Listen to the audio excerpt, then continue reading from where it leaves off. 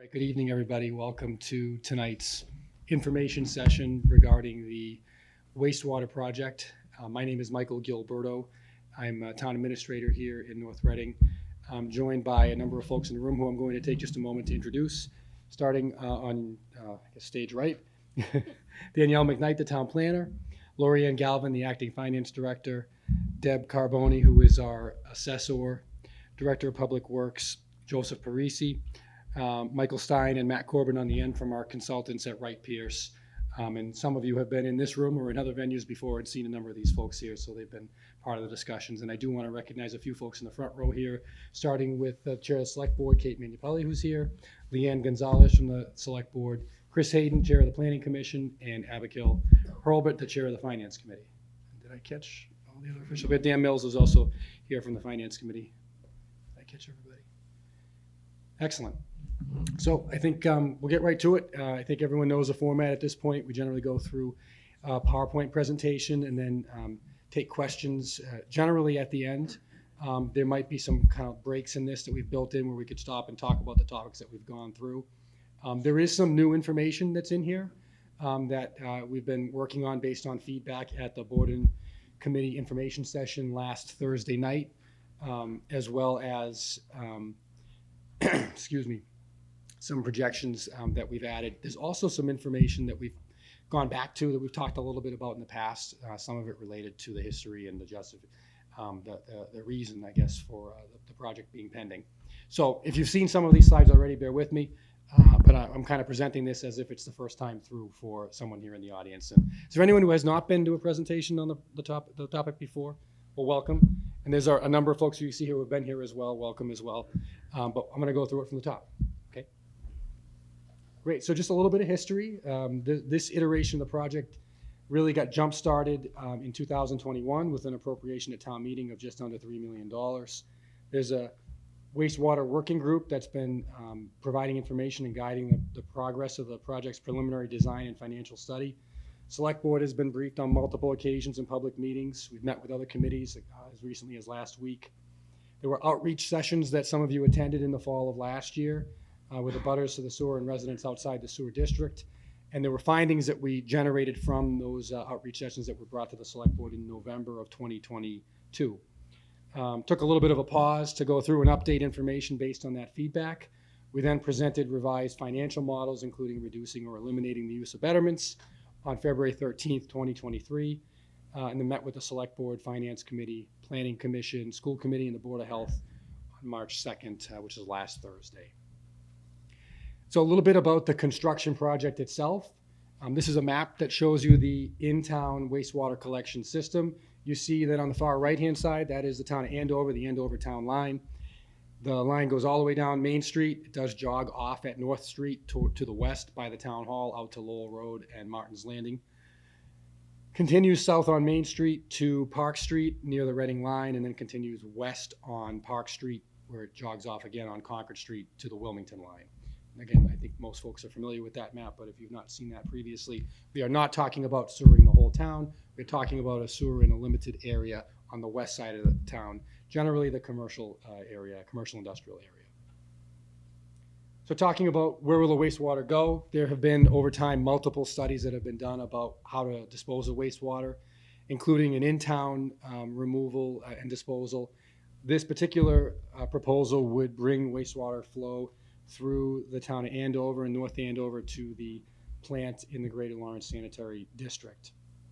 And that plant serves a region around Andover, North Andover, Lawrence, Methuen, and Salem, New Hampshire. The towns of Andover and North Andover have encouraged the town to look at options for a route that are slightly south of the intersection with Route 125 and 114, and that is work that's underway. And discussion with the two communities regarding the best route to connect to Greater Lawrence Sanitary District, where wastewater would be treated and disposed of in the Merrimack River.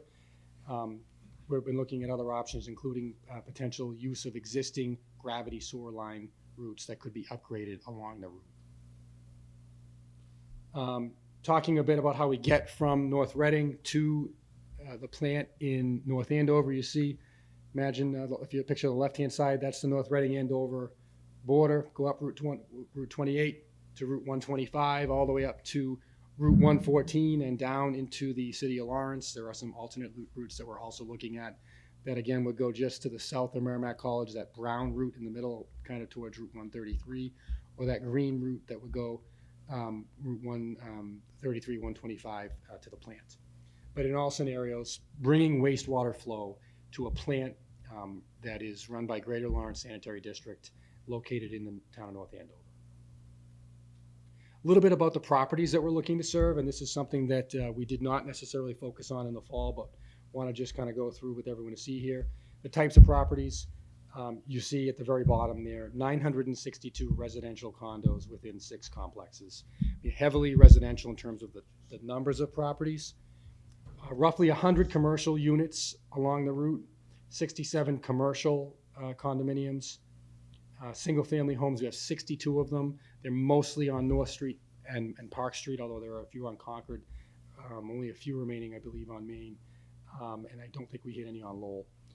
And then there are mixed use, there are industrial, there are 2-family, a few governmental parcels. There's 2 apartment complexes and 2 religious parcels. So it gives you a bit of a breakdown of the area. Just a little bit of a summary of how much wastewater we're talking about. The total flow capacity that we're looking for permitting is about 500,000 gallons. When you look at that, we're including a phase 2 that is not proposed for construction at this time, but for which we are reserving wastewater capacity that would address the area commonly known as Martin's Pond, so the neighborhood around Martin's Pond. When you factor in that area, as well as the existing water usage that would translate to wastewater usage if everybody were to connect along the route, there remains 233,900 gallons per day of wastewater flow for potential development in the future. So we're looking to address both the current use and also provide for the opportunity for additional wastewater flow to be generated through development. So I'll stop there. Any questions with regard to what I've just gone over on the route, on the flows that we're talking about, the phasing? Mr. Denaro. Yeah, I think Mr. Priest had spoken very briefly a couple of meetings ago, and I was asking about the size of the pipe, and you know, I was thinking it was going to serve Southwick and all the other streets eventually, but you were saying no, that won't cover everything. So how much would that cover? Like, what is the mechanism and theory behind it? Like, what are the phases, and how long would it take to bring town sewer to the other streets? Phases? I guess I could project from here. Or? Yeah, if you could come up here. Sure. Thanks.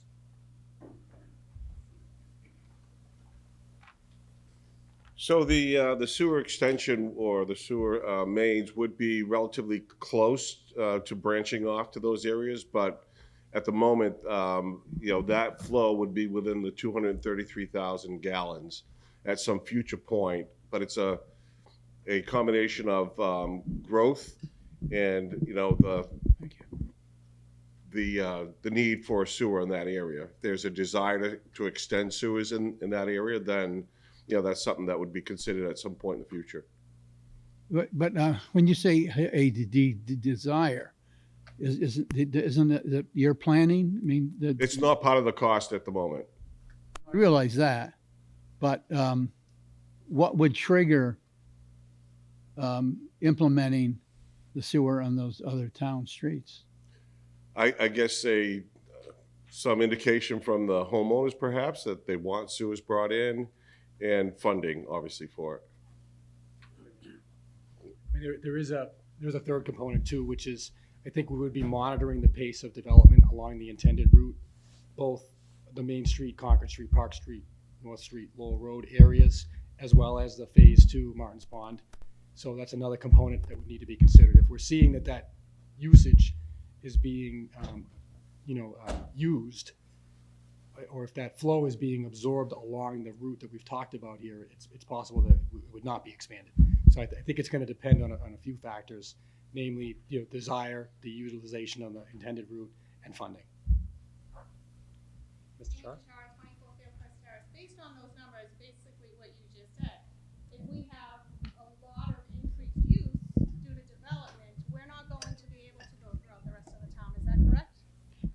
Yeah, that's definitely a potential. Okay.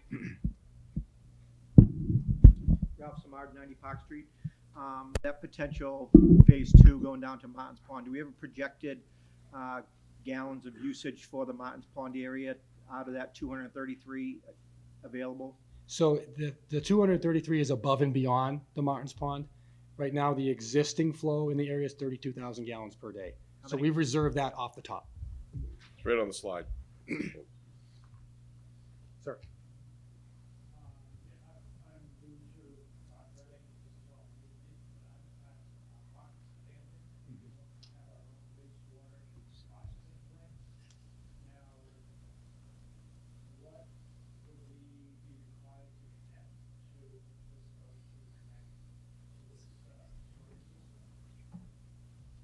So you're asking, the question was about, would there be a requirement to connect? Is that? Okay. Sure. So the select board has been looking at multiple models for financing this, a handful of which involve a betterment, which would be that it wouldn't be a requirement to connect, but it would be a requirement to pay some sort of betterment. Nobody is actually required to connect to it. That's an actual physical construction project that would take place. I can tell you that there has been commentary that's been offered about whether or not betterment is the right route. We did have a recent town meeting where there was a vote taken with regard to that as well. Whether betterment is a model that gets pursued or not is not determined at this point. You'll see a slide later on where eventually the board will determine that. And we also have scenarios that really don't pass on any charge to the abutting property owners to connect, or do what I'll call a hybrid of a tax implication and a charge to the abutters when they choose to connect. Not opt-in, correct, yes. Go ahead.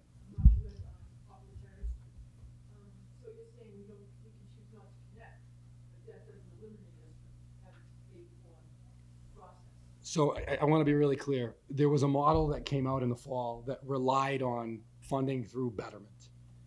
We got a lot of feedback, some from folks in the room here, that the betterment cost was too much and that the concept of the betterment was not something that was necessarily supported. So we, as I said, took a pause, came back with some models that were in place for this project.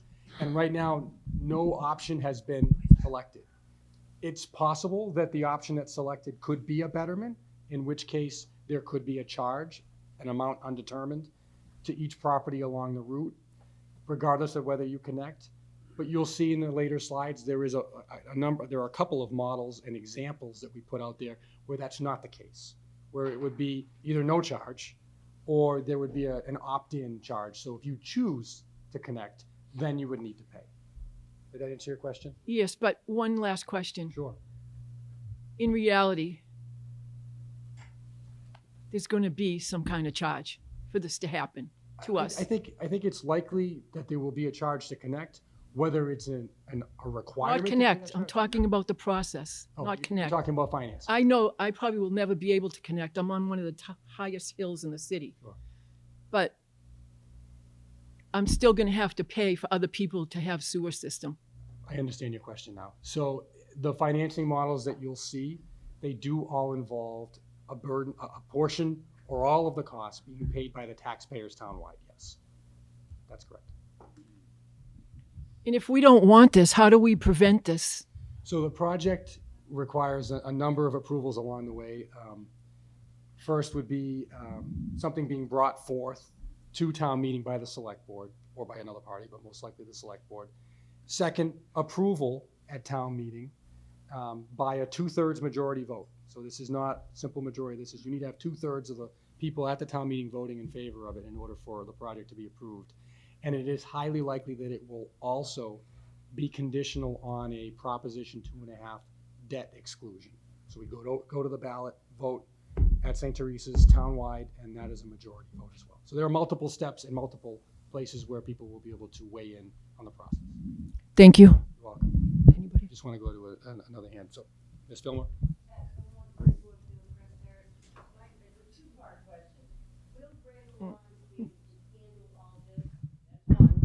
And What about Andover and North Andover? How do they feel about this? Because I haven't heard or seen anything except for what people are saying.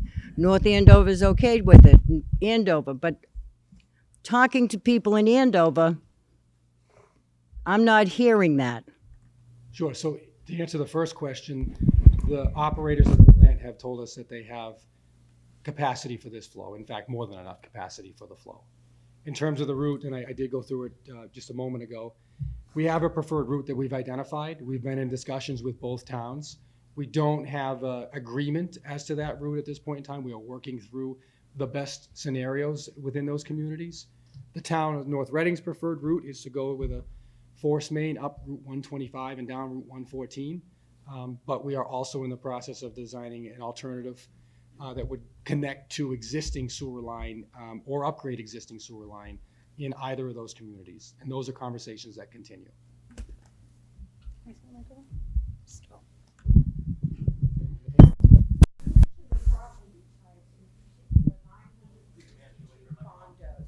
My question is of those buildings that you mentioned, residential, mixed, how many of those already have wastewater treatment systems in place now? Is that included in those numbers or not? So the numbers you see on this slide here are all of the properties along the route. Okay, So they all have some, I'm assuming they all have some sort of wastewater disposal. Some might be undeveloped, so a vacant land. but I know that some of the condos have their own systems in place that are functional. Anything with a housing unit on here has a functional system. I'm fairly certain of that, or if not, it's going through some sort of compliance process under Title V or with the state. But yeah, there are systems in place there. Okay. And just in terms of the order I'm going to folks who have not yet asked a question, then I'll come back to them. Name in the back. I live at 3 Forest Street, North Reading.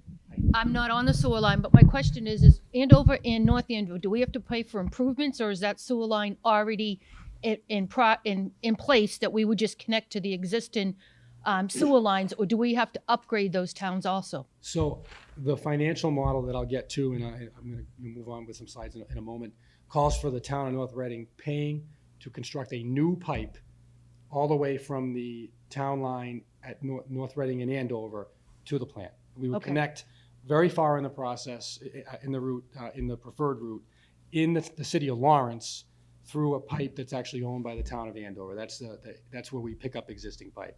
But we are looking at scenarios where we may connect with or upgrade along the route existing sewer pipe. Is that already figured into the cost of that?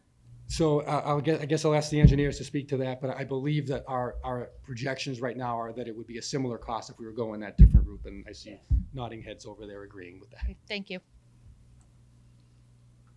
All right, sorry, everyone's gone at least once, so sir?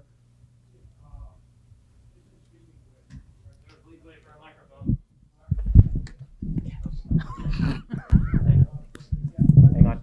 We're gonna get you a microphone. Oh, I see. You're not being picked up. All right. I'm from Martin's Landing, and in speaking with other residents of Martin Landing, just to make this more real for us, we're hearing like a dollar value for the betterment would be somewhere between $39,000 plus for each unit, and that's a burden. And I wonder if that's factored into this planning. You know, I know this is something that I guess North Reading wants to do to develop, but what kind of hardship would this be for, you know, the residents of North Reading? Because up until now, it appears that their storage has been adequate. I mean, we don't have, fortunately, storage running in the streets, so there must be systems that are happening. So is this storage system a nice to have or must have? I'm gonna get to the reasons for the proposal a little bit later, but to your comments about the cost, you know, we heard that very feedback from your neighbors and from others along the route as well, and the select board directed the working group to respond to that and come up with a different model where even if we were talking about a betterment, and I'll get, for those of you who don't know what I'm talking about, that's gonna come up later in the presentation. Even if that were the case, it'd be a much smaller number than what we were talking about in the fall. We did hear that feedback. And you're close to the numbers. It was about $46,000 for a single family home and roughly, I think, $35,000 in the model from the fall that is not on the table at this point in time. Mr. Naro? Mr. Naro, we're gonna get your mic.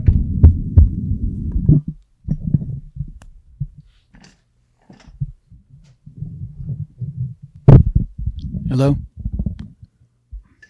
Is it on here? Yep, you're good. Okay.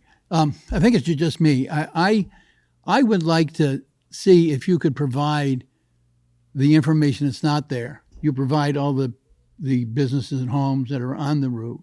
What about the rest of the people in town so we get some idea of what percentage of people are getting betterments or they're on the route? And, like I came up with I thought there was like 590 single-family homes. I don't know if that's true or not. Is there any one in the town that can provide that information? We can get that information and add it. I think the question's about what's not on the route. So, as it. Yeah, I mean, I like to have it up so people can talk about it. I mean, I think it's relevant when you start talking about cost and what happens to the other people. Like I don't know and no one here knows what's going to happen eventually, whether people want it or not. And so we know we're going to be pushed into getting it. But when we're arguing, negotiating, I think it's important information for us. Sure, I appreciate that, thank you. I think there was, Mr. Charles, did you have a question, or you? No, she asked the question I want. Okay, so I'm gonna move on. Oh, Ralph, here. Mike, how did you determine the GPV per day? You guys were doing the previous calculations. I'll turn it over to the engineers with regard to that. Is it based off Title V or the average single-family home? Water usage. So actual water usage from the area, so that it would represent actual water usage from the Martins Pond neighborhood? Is that correct? So that's for the existing building. So a small building now, did you take into consideration anything once they tear down that small single-family house and they put 20, 30 condos on that one piece of property? Did you determine? No. So that's strictly with what's at the property at this present time. Existing use, yes. Okay, I'm gonna move on, folks, because I got a number of other slides I'd like to get through, and some of it may answer some of your questions. So, questions of why sewer?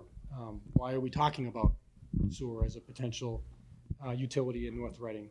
The Select Board believes that making available a wastewater utility or a public sewer in our commercial areas, which you saw on the map is where we're looking to, will promote economic development by making more land usable for development and by allowing a more dense development in our commercial and industrial areas. Increased economic development will provide more local services and more job opportunities for the region. A wastewater collection system will make possible more multifamily housing construction along Main Street, creating population density to support new businesses. And the Community Planning Commission has been working over the past 5 years to identify development possibilities for Main Street, and I'll get to that in just a moment. So just, with the images, things that we've heard, we've heard folks who have made reference to the town of Andover to our north, just a picture of their downtown with, again, it does have more dense development. Similarly, the town of Reading to our south, more dense development along their areas supported by a public sewer, wastewater, and with it the economy that goes with it. As I mentioned, a planning commission's been doing work over the past, I believe, three years at this point for a conceptual plan design. I've got some renderings that I've played up, that I've placed on the presentation here from the planning commission's consultants. And this is just an example of another location that they look to. This is actually a layout of some potential development on property here in North Reading. So you're looking at the Stop and Shop parcel on the kind of middle and left-hand side. And on the right-hand side, you're looking at the location where Kitty's is currently located. It's the same locations, but you see a different potential iteration. And just for those who don't know, this is a study and report that was approved through funding at town meeting in 2018, 17. So this is work that's been ongoing for multiple years and finally completed. So you're seeing in there a couple of scenarios, another angle looking at the so-called Stop and Shop Plaza and the parcels that are to its north and west, right up to the corner where Main and Route and Winter Street come together. So just for orientation, on the bottom of the screen is Winter Street, Route 62, and then on the right-hand side at the angle is Main Street running basically from north to south up the screen. Again, why sewer? A wastewater collection system helps promote public health and environmental protection by improving surface and groundwater quality, as well as providing sustainable long-term solutions for wastewater management. So why sewer? Again, we've talked about the financial aspect of this, and I see folks taking pictures. You're welcome to do that. We are going to upload this to the town's website as well on the wastewater planning page. We engaged with a consultant known as FXM. They projected commercial, industrial, and multifamily residential growth in the sewer district area based on projected demand in surrounding sewer towns. They assumed a constant tax rate of $15 per $1,000 evaluation. That rate has since changed from when the study began. The select board had tax classification, and the assessors set the rate at $13.99 for this current fiscal year, and we'll talk more about that. It's not a feasibility study. It's for long-term planning purposes only. And I'm kind of looking to the town planner and to the assessor to just validate the statement. But what they basically did is figure out what the demand was in the market around the town of North Reading, what the zoning allowed for, and what available land area was there for development. So that's what went into the projections. They're not actually projecting something that's not allowed under the town zoning. That's a separate conversation the town would have to have at town meeting in terms of any development beyond that. So this is a slide, there's a lot of numbers that are on there, but what we're showing there is, again, that market demand, what is the potential for tax revenue? And they've identified that for commercial and industrial properties, it's roughly $13.5 million in total new growth over a 30-year period. And that's basically taking a new growth amount that occurs every year and just adding the sum of those up. When you take those numbers and you accumulate those numbers as they roll in year to year, you get a much larger number that we'll talk about in a moment. They did this same analysis for multifamily residential properties, basically identifying up to a potential of 1,300 units in the area, which would bring in a total of new growth tax revenues of just under $10.5 million. Again, these are they're 100% development projections based upon demand, zoning, and land area.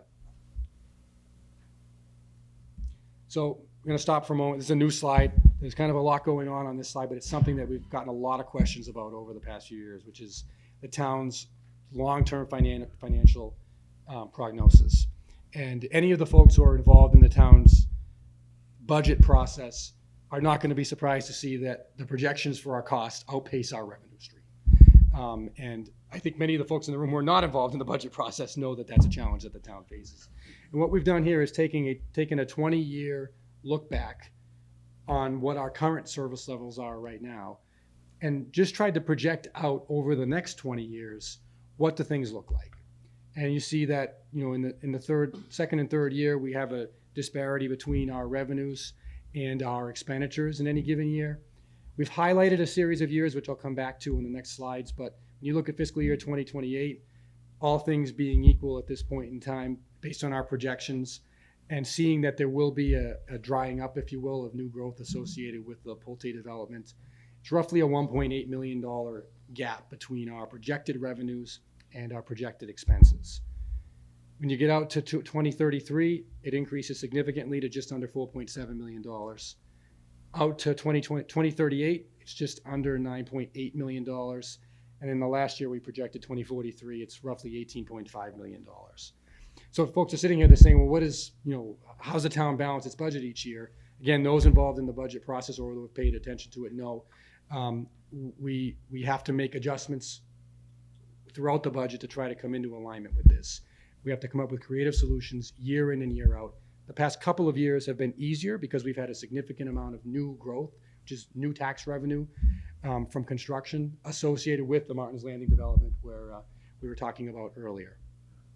So the reason I put this up there is because we've gotten a lot of questions along the process about the town's financial projections and how this all will relate to the potential growth. So looking at that, again, does not consider anything related to sewer. This is just what we're doing right now based on a 20-year history, projected out 20 years from now, and you see the challenges that we have. If we move forward, I talked about that study that FXM did for us with regard to revenue. It resulted in this grid, which I'm not going to ask anybody to try to read or understand because it's got a lot of numbers on it. But we wanted to just put it up there so that you know it exists and you can zoom in on it when you're looking at your home. At 100% of the growth that FXM projected, our consultant, over the life of the sewer project, a 30-year life, it ends up totaling just under $441 million in tax revenue. Now, I'm not sitting here telling you that that's the development that's going to happen, but I do want you to know that that is what was projected from our consultants, who we were asked to hire by multiple folks, including through authorization at town meeting. So what we've done is taken that number, which is a lot of information in a very the 100% projection, and we've rolled it into something maybe a little, I hope, a little more useful in the following pages here. So I mentioned this shows it at $15 per $1,000 of tax valuation. We've since had a classification hearing. The new tax rate's $13.99. So this next slide, you see, same slide, but it's a different number now at $13.99 per $1,000 of tax valuation. If you look to the bottom, that number projected, which was just under 441, is now calculated at $411 million. So, this study was done in the middle of last year. We've since had a tax hearing. When you change the rate, it changes all of the projections. What we have not taken any assumptions in here is the increase in the value of property in that time. That's not showing up in here. And we could do that, but we're choosing not to. We're choosing just to show, what those numbers end up being. In any scenario, it's not an insignificant projection of revenue at that 100% development level. So again, when I say that 100% level, what I mean is relying on zoning and the available land area, all of the development happening in accordance with that to the maximum level. That's $440 million in additional revenue. And that calculation is basically done by saying, take the first year of new growth from development that happens, that becomes new revenue. It grows by 2.5% and it gets added to more new revenue. It compounds itself over the life of that. It's a significant number. I'm going to stop for a second. I did see a hand go up. Mr. Char? So just looking at the slides that you showed from the Community Planning Commission, and I commend them, they've worked hard, you can clearly see that. But looking at those, has there been any study showing what that's going to do to our public services, our public safety? Already we're calling for mutual aid out of Wilmington when we have issues at Pulte Homes or Edgewood. What is that going to do to our situation with our public safety? I guess I'll ask the Planning Commission wants to respond to it, and if not. I don't know that that's something that the Planning Commission looks at. The Planning Commission... Understandable. No, I understand that, but I'm just saying in general, has there been any studies? This new growth that we're talking about, our public safety is already at its max, if you want my opinion, and I could be wrong, there could be some room there. But if we add all this new growth, yes, we may get more revenue, but we're going to be spending that revenue hiring more public safety and taking care of our community in a safe way. Our schools. Answer that. Yeah. No, that's fine. No problem. I just want to give you the opportunity to. I don't think anyone's standing up here saying that there won't be an impact. To calculate that impact, we've seen a pro forma from one development. Again, I'm going to reference Martin's Landing. That was a unique development in that it was a 55 and older community. There's certainly, I would expect there would be an impact. I don't think anyone's here identifying that there wouldn't be. To project what that is, I think it's a very difficult thing to do because you don't know what exactly the development. I guess my point is we're making points that this is going to give us revenue, but our revenue is going to go out the other end, taking care of our community. Ralph? Like this property here that we're talking about on this side of Winter Street and the Kitty's parking lot, and I take it those are the buildings, that strip plaza where there's 7 or 8 different buildings in there also. Is this something that town's going to take by eminent domain to create something like this? No, I don't believe that's the intention, no. Okay, because right now, because it's kind of skewed to project and forecast, this beautiful area that can be done with the Stop and Shop parking area. When you have a number of other buildings, Kitty's is sold, something's going to be created there. Behind Heavenly Donuts, there's those 2 buildings there that are on this. They've already made substantial improvements and put a tremendous amount of money into those properties already. And I know they have additional plans to do additional things. So I think it's pretty skewed by the CPC, I guess we'll say, on this to come up with this proposal with what you know is already in place and the wheels are already moving to try to confuse people thinking we're going to make this beautiful common area and business. That's not going to happen. That this is not a development proposal. This is a demonstration of a type of development that could potentially be achieved with wastewater versus no wastewater. That is, it's intended as a demonstration. It's not a proposed project. The property owners have not, proposed it. It could have been done. Why would we waste the time and the tax money to make a proposal for something that's not going to happen? It was never intended to be a proposal. It was intended to show.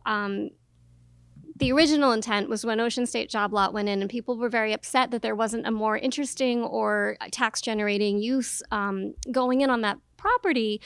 The original intent of the CPC and the planning department was to say, why don't we try to show Stop and Shop and the other owners what could potentially go here if we had an appropriate wastewater solution? And so the intent of that study was to show what could be achieved with shared package treatment plants or municipal sewer, whichever solution ended up being potentially available. And it was a way, we plan for private property all the time. We try to show what could potentially go in an area in order to incentivize development, in order to begin a conversation, in order to, inspire or to get feedback from the community about what might be desirable. But this is not ever, it was not funded as a development proposal. We did not pay for a development proposal. It was just a different intent for this. Don't you think that the developers that are out there, we have a lot of them here in town, that they certainly take full advantage of the property that they have? I'd like to see where you're saying that there's a difference between what they could potentially do, whether they're on septic or if there is a sewer. You're just saying there's a projection of, we can put these beautiful buildings. You can put these beautiful buildings in there now on town septic. No, you actually can at the density that's shown here, and that was part of what was intended as the demonstration of this. It was supposed to be a development program that would only be achievable with appropriate wastewater disposal and not septic. There are some properties that could do some things like that in town, but not at the density that's shown here. And also costs were looked at. So what it would cost property owners to share a package treatment plant, for example, and that was intended to show the before and after with no wastewater other than septic versus what is available with septic. The potential is pretty tremendous. So that was one of the purposes of that plan. Okay, thank you. Cherie Pothier, 236 North Street. So I know this is just an idea. How come we don't have an idea of charging people on Winter Street for a sewer? You have North Street with no plan at this moment that we know of, but you show a picture here of something that could possibly be done off of Main Street on Winter Street, but those residents won't be included? What did you have something to say? I was only going to say that I think the intention is to connect these properties via Main Street. That's why. Ms. Fillmore? You're saying this is a possibility, but there's no guarantee that this will ever happen. And if you get the sewer in, now you're driving the small mom and pop stores out of there because of the price and the cost. And some of those people have been there longer than dirt. Okay? So there's no plan as to what this is a vision that somebody has, a vision that might take place 100 years from now, but not in the near future. So in the meantime, you're going to be killing these small businesses, A, between digging up the roads, B, charging them astronomical prices. I mean, is that even, right, ethical? That's probably a good word. But for a vision. You're correct. It is a vision, and it's a vision that's not possible without some sort of wastewater solution. Which I don't ever see happening. I mean, I don't see this happening. And I've been in North Reading for 68 years, and I don't see this happening. And the people that are in North Reading like North Reading the way it is. Your small mom and pop stores that people can go in and they know you by name. I think it's crazy. I'll come to you 1 second, Ralph. I think we're good with everyone. Then you're up, Ralph. I think Was there another hand up? I'm sorry. Minus the Stop and Shop parking lot you're talking about, there are viable businesses on every piece of property that we have there. And to go back what she was saying, these are good businesses. You know, they might not be the biggest, they might not be a super Walmart or, you know, these big chain stores, but this is our town. And there's a viable business there now that's doing well. They're paying their bills. They're offering services to the town. And what you're projecting is taking these away and to create what? We really, you know, we all know that 80%, 50%, whatever the number is that you folks have come up with, it's going to turn into a condo, which goes back to what Amy said here. You know, we already have kids in our cafeteria in the hallway having lunch here. So now let's just bring more influx of kids in here to the schools. It was brought to the attention of the select board, and they never have come back with the answer yet that I've been told. We asked what the area in the schools that is still available for the students. Haven't been told that. You know, do we have a projection when these all turn into condos, which we know there's not going to be businesses. Everyone's going to turn these into condos, and it's going to saturate our streets, our municipalities, the police, the fire, all of that. And you're going to take away the small town and these viable businesses that are here. There's no benefit minus the Stop and Shop parking lot. And you know something? If the town really wanted to do something, go to Stop and Shop, and they just don't want Market Basket. We all know that. So let's try to think outside the box here to come up with something that Market Basket can't get in there, if that's where our main concern is.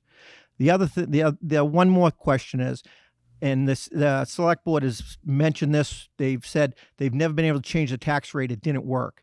Every other city and town around us has a business tax rate from a residential. Before we get into trying to spend $131 billion, why don't we look at trying to do something with the tax rate? The select board's answer was it didn't work. I don't understand what that answer is, but that's the answer that they put out there. It doesn't work. You know something? Some type of influx of dollars and cents helps. So to respond to the first part of your question, there are a number of things that it's difficult for me to project and that I wouldn't even dare try to project. However, we did hear from the superintendent of schools on Thursday night at the information session for board and committee members that I believe the number is about 500 students capacity within North Reading Public Schools. I'm not saying that that's the capacity here, but throughout the district, I think he said enrollment was about 2,100 and that the schools could accommodate about 2,600. What's that? Yeah, 2,600, yes. To the second question, we've talked a lot with folks in the area, other communities at the state level about that balance of tax classification, right, splitting the tax rate. And we're at about, and I'm looking at the assessor, I think it's 88 or 89% residential. We're at 88.73%. And we've generally been advised that from an economic viability standpoint for existing business, 85 or as low as 80% is where you need that number to be, which means we're a ways off. And those of you who have followed the tax classification hearings each year, in addition to the value of the single family home and the tax bill for the single family home, the other number that has been increasing, I think every year since I started working for the town, and since I moved to the town, has been the percentage of the whole that's represented by single family residential property. Number has gone up. I think it was at 86 or 87% when I started working for the town.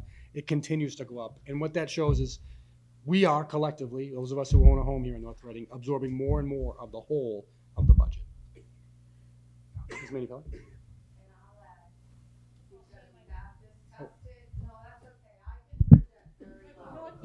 It's from NORCAM. I'll add from the select board perspective, because we have discussed this. I don't know who asked the question, but all that would do is shift the tax burden onto the small businesses, which we have rejected doing each and every time.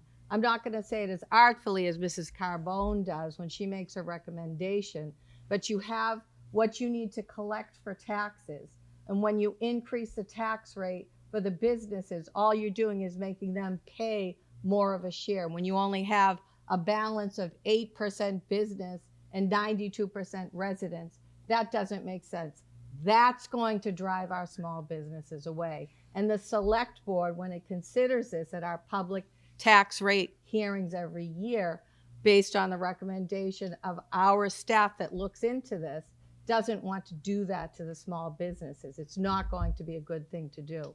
And I'll add one more thing too, because we haven't made a decision on this, but when you look at this, like Danielle explained, as a proposal, we look at these things and we look at these planning endeavors that aren't just a snap of the finger thing. They take a long time to do.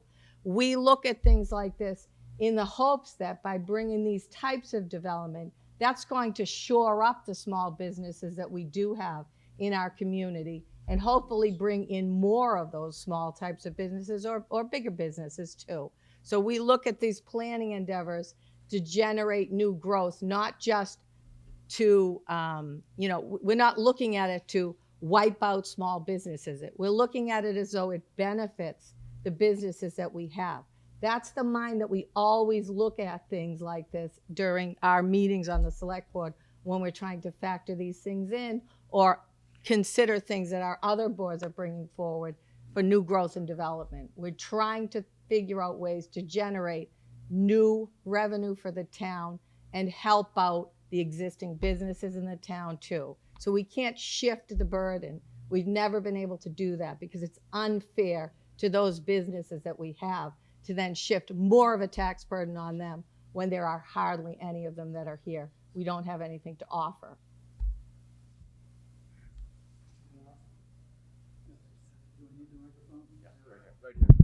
Oh, that's the microphone. Oh, I didn't know. Thank you. 402 Park Street, Paul De Niro. There's so many things that I don't like about this wastewater system. I'm against it completely. I say, go talk to the next street. We're not interested. The reason is, there's many. One of the most glaring reasons is that the select board has a competing interest with what they're trying to sell us. And what they're trying to sell us is your home values are going to go up. You're going to be more sanitary in your property, everything else. How can your home values go up if you go to sell your house and you have a lien on it? And now you say to the buyer, "Want to buy the house? You're going to have to buy the lien." The guy says, "No, you pay for the lien."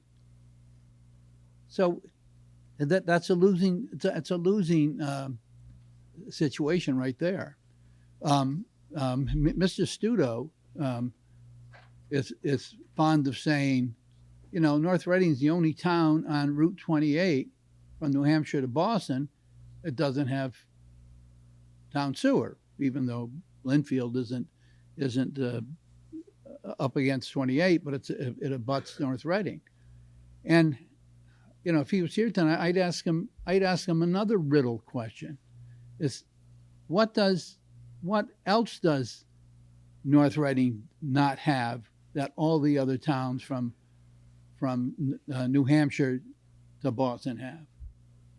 Parking meters. If we had a town sewer, we'd have to have parking meters to pay for it. So not only would we be paying for it, you'd put it up there. So that young lady up there said, we have a nice town here. She lived here for 68 years. I've been here for 22 years. I hope that I'll be here for 68 years. And it's just something that in the businesses, what is it? Only 15% of the population is a business, and we're putting all this attention on them.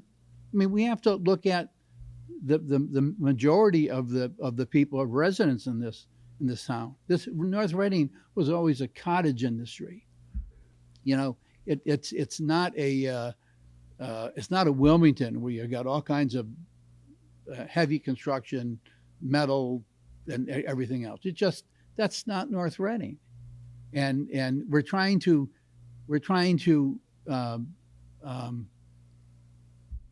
tell a story about how North Reading is going to develop into this great business mecca, or the small businesses will get bigger and there'll be more of them. I don't see it, and the whole thing comes down to, it's all being planned and developed on the backs of the people on 28 and Park Street and Concord Street.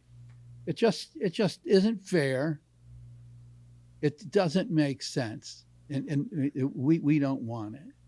Mr. DeNaro, I appreciate your comments, but a couple of things I feel I need to respond with. The first is, we've said multiple times that a betterment is one of the options for financing this. And while we've acknowledged that a betterment, a large betterment, was what was proposed in the fall, no decision has been made about whether a betterment gets assessed. Yeah, but you haven't taken it off the table. Just get rid of it. I'll give you a Sharpie. Respectfully, I believe that there are board members who have expressed concern Yeah, about but that. get rid of it, so we know it's dead. And there are okay? board members that are here and who will watch the video after, and I'm sure they will consider your feedback. And we will ask them to make a determination. But I don't want the conversation to be focused on a model that we have already said was taken off the table. The problem is that we've been jaded by the fact that the town sprung that on us and $46,000, and we can't get it out of our craw. And so it's just something. It's even though you said it's not true anymore, you said it the first time, and there's an expression: whatever you hear first, you remember. Sure. That's why you go into sales. You don't say a number you don't want them to remember. And so Well, Mr. DeNaro, we're not going to get it out of our system because we're deathly afraid that the town is going to pull some wacky thing like the other night. I don't know if that was a mistake or not. No one seconded it, and people started walking out. I don't know who remembered or not, but that's a serious thing.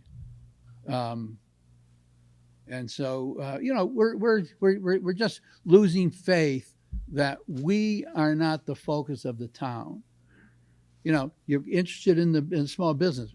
What about interest in us? So, Mr. DeNaro, again, we took a 2 or 3 month pause to respond to the feedback that we heard almost exclusively from the abutters in coming up with these models. And I'd like to continue because I have information. Okay, good. I think you and I others. just I got to get this. No, out. I understand, and you've shared it before. I do need to grab that microphone because the folks at NORCAM. Oh, I'm hanging on to it. no, we're good. I'm covered. Thank you. So I'm going to keep moving forward if that's all right.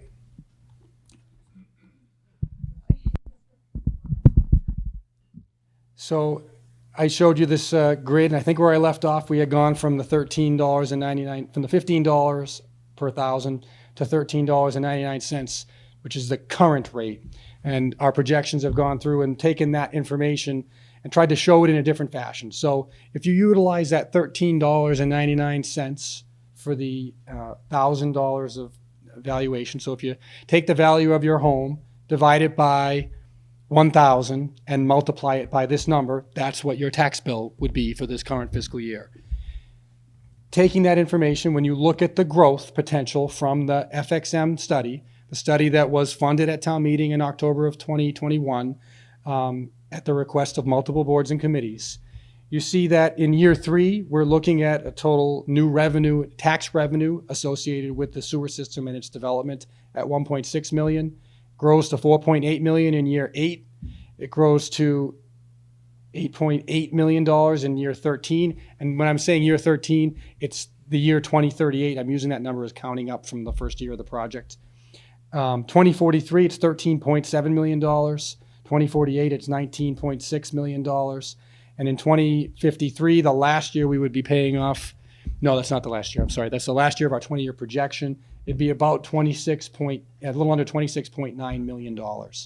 If you add up all those numbers in bold under the FY total tax levy column and all of the years in between, you'll get that $411 million number that I identified. We just pulled out excerpted years to show because I think there's a lot of numbers on there when you don't do it. But there's a significant amount of potential tax revenue based on the FXM study. Now, none of us know whether that 100% will happen, so we've gone through and said, well, what if it was only 75% of that development?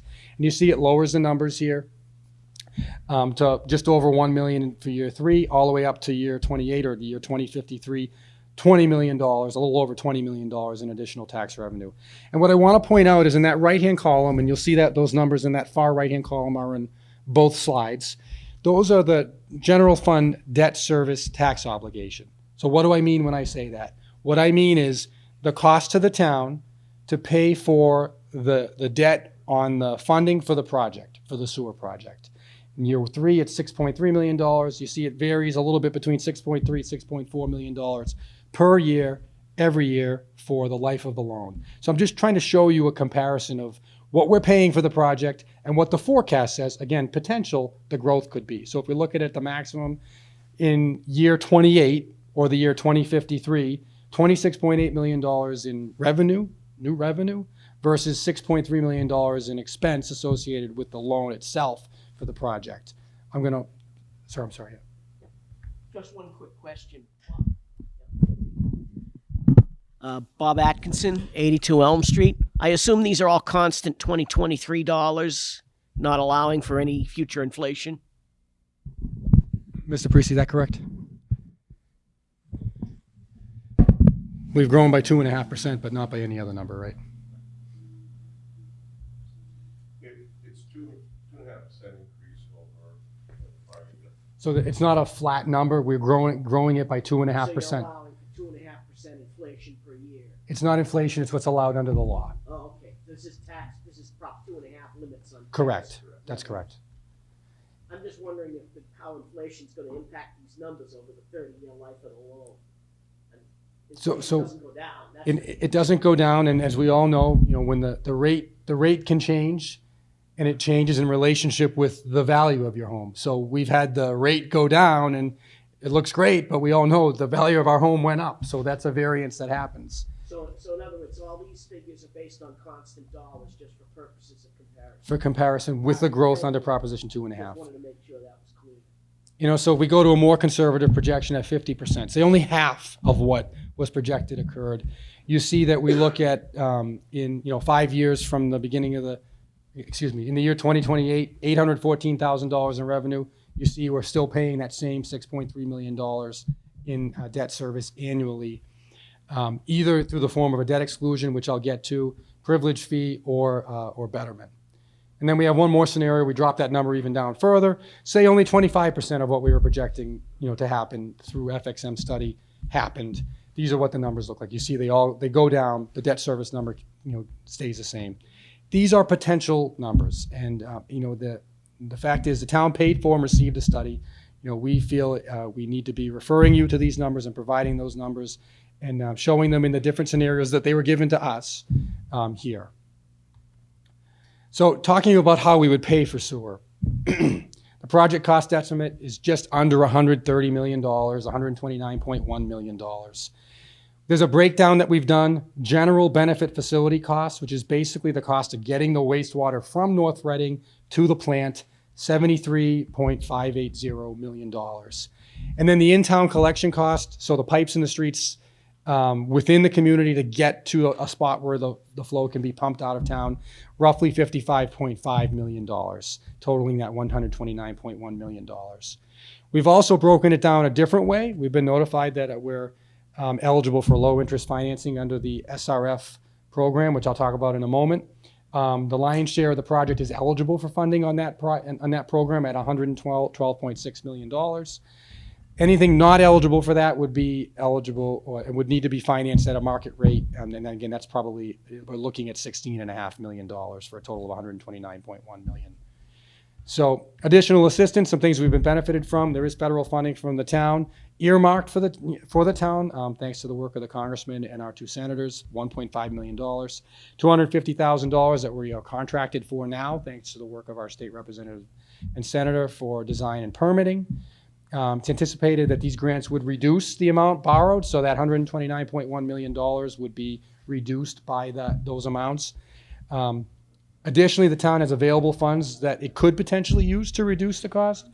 We have approximately $15 million from the sale of town-owned land at 104 Lowell Road, the former Berry property, now developed as Martin's Landing. We also have over $4 million from American Rescue Plan Act funding that could be available to offset this cost. So what you see on here is all real money that is available. I recognize that it is not, a quarter or half of the amount, but it is money that has been identified and is available before we've even said we're ready to go forward with the project. So I don't think that that's insignificant. I'll stop for a moment. I see one hand up in the back. Mr. Gilberto, the amount of monies that you're giving, this is just for the area in North Reading, but now we've also said that if we go through Andover or North Andover, we have to pay for bigger pipes or replacing their pipes. Does that money include that?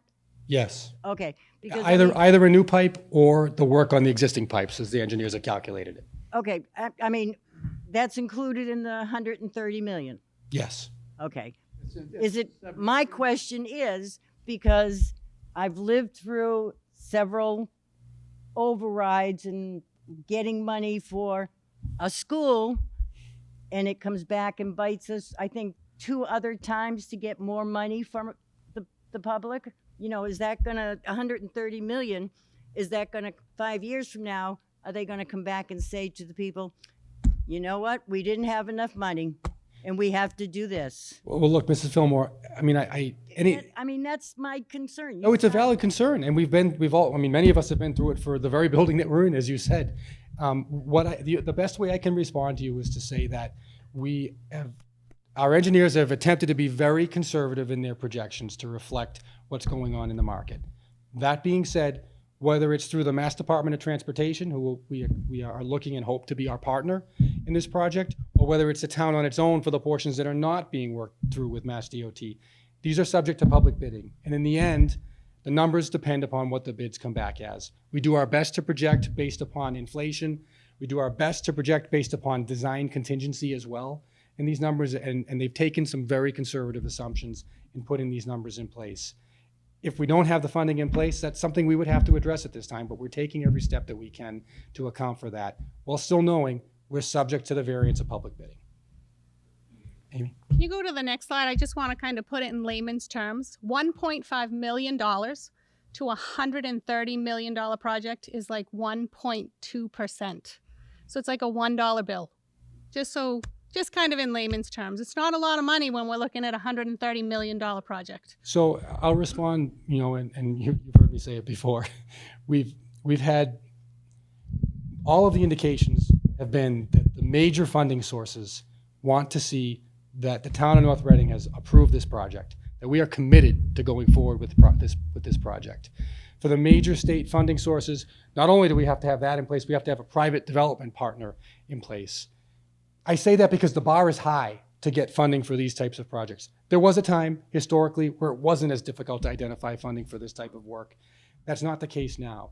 And while you're right, the percentages are what they are, the fact that there's anything on the table for us at this moment in time is a bit of an accomplishment for this project, in my opinion. Sir.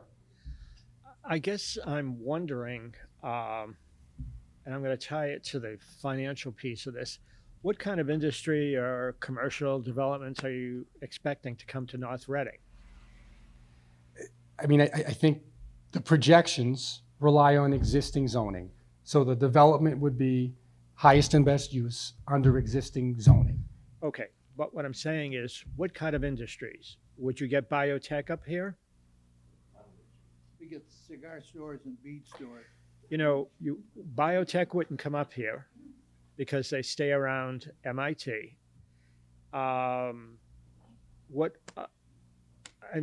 Manufacturing?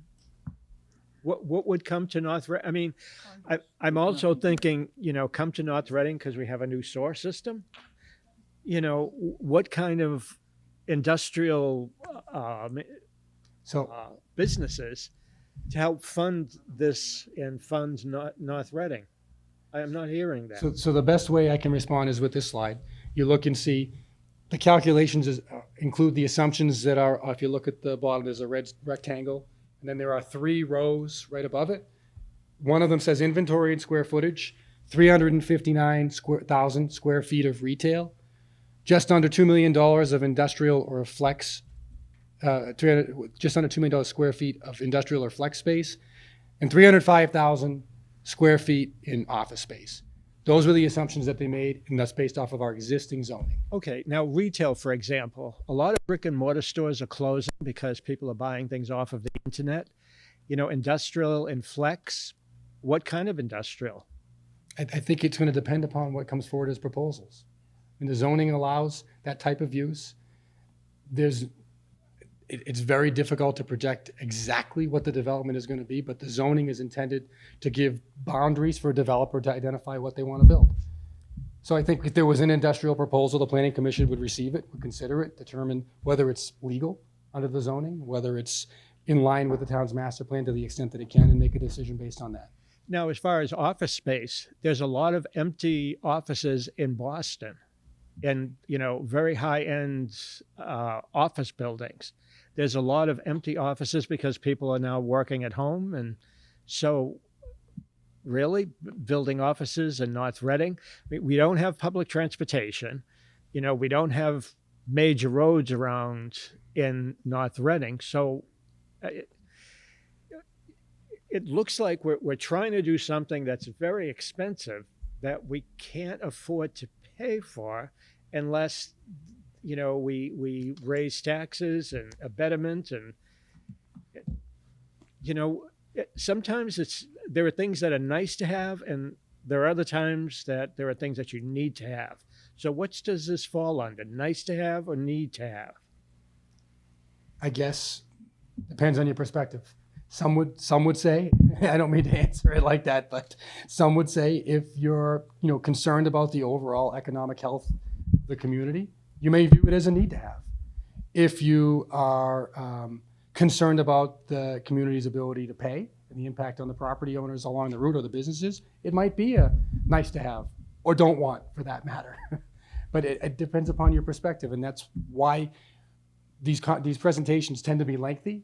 They tend to have a variety of different lenses through which to look at this project because there are a variety of different perspectives, and I'm up here trying to share them all with you. You're certainly responding with great feedback. All I'm saying is, based on the slide that I'm looking at, retail as we know it now is going away. You go to Kittery, Maine, all those stores are closing. It's a ghost town. Industrial flex, that's okay. That's too squishy. That hasn't been identified. That could be anything. Office space in Boston, they're hurting because they're empty. And why would we want to have businesses here? Who would want to build an office building here and they can't sell the space? So, I'll respond by saying, we're not Boston, clearly.